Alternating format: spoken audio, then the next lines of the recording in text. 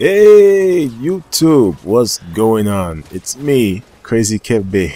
How's everybody doing? Me, I'm doing okay. I mean, I could be better, but that's okay. I'm okay. Uh, anyway, guys, let's talk about Resident Evil 6. And believe me, there's plenty to talk about here, but no one has time for all of that. Me personally, I have a short attention span, so let me keep things short and simple. Now, for the story, but before I get into that, don't think of this game as Resident Evil. Instead, think of it more like a new game, loosely, and again, a strong emphasis on the word loosely based on Resident Evil. Why? Well, because that's the only way it's going to make sense, and that's the only way I can really make sense of everything. But the story is your typical save the world nonsense. There's some bioterrorism attack that's gonna put the whole world in danger and basically turn everybody into a zombie or whatever the hell they call it now. I don't know what they call it, but once again, it's up to you to save the world, of course, and you already know how that goes. You play as different characters, it's the same story, but just a different perspective. And then somewhere, and sometimes you have to do the same scenario over, but with a different character. Let's see, we have Leon, Chris, Jake, Elena, Piers, Sherry, Ada, and some other guy that's irrelevant. I mean, that's cool and all, but honestly, the story isn't that compelling and interesting to really stress yourself over. I did not really pay too much attention to it. It's really just there, predictable action movie stuff, nothing too special. Now, the gameplay. Okay, the best analogy I have to describe the gameplay is this. Now, everyone has that one friend or young relative that always wants to help out. Now, you know that person means well and is a good person or whatever, but you don't want him to help out. Why? The main reason for that is that if he helps out, he's gonna make things much, much worse. Think of it this way. Resident Evil 6 is that friend or young relative that you don't want to help you out, but the twist is that it's not just one person. It's a multiple amount of people. So basically you have 4 campaign modes. Leon is isolated based action, so basically there's a lot of fighting in tight and claustrophobic spaces. Then Chris is pure action, running, gunning, explosions everywhere. Then Jake's campaign is fast-based action. It's similar to Chris's campaign, but there's more of an emphasis on speed and running, and there's some small elements of stealth.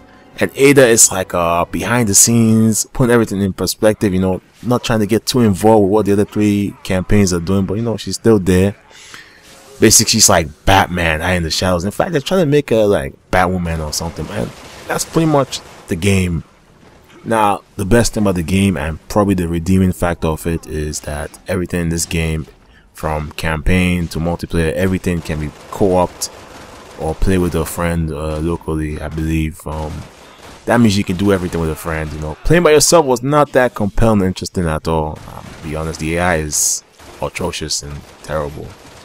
The entire game, to me, basically felt like a bunch of ideas just thrown together. Like a game is like a foundation, but it's just ideas being thrown. Ideas just keep being thrown and thrown. You never get an idea what kind of game this is.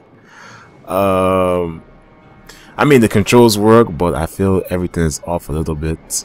The set pieces are annoying. The quick time events are everywhere and are, of course, kind of unnecessary. And I like quick time events, but I didn't like them in this game. But at the very least, the shooting works.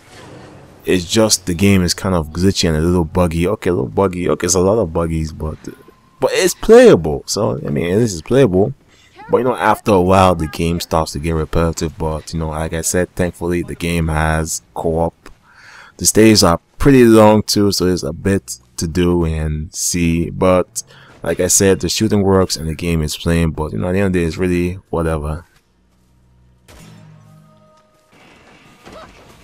Now, the graphics, and I said this before, but why does Resident Evil 5 look better than Resident Evil 6? Resident Evil 5 came out early 2008, and this came out late 2012, I mean. There is no excuse. Everything looks so sloppy, dark, glitchy and not as detailed. It really does not make sense. It's like a 5-year gap almost between both games. I mean, yeah, of course, the voice acting is fine, the music is fine. Now, overall, at the end of the day, I only paid $15 for this, and like I said, the game is playable, nothing more and nothing less. It was a good way to kill time, and like I said, everything in this game can be played with a friend.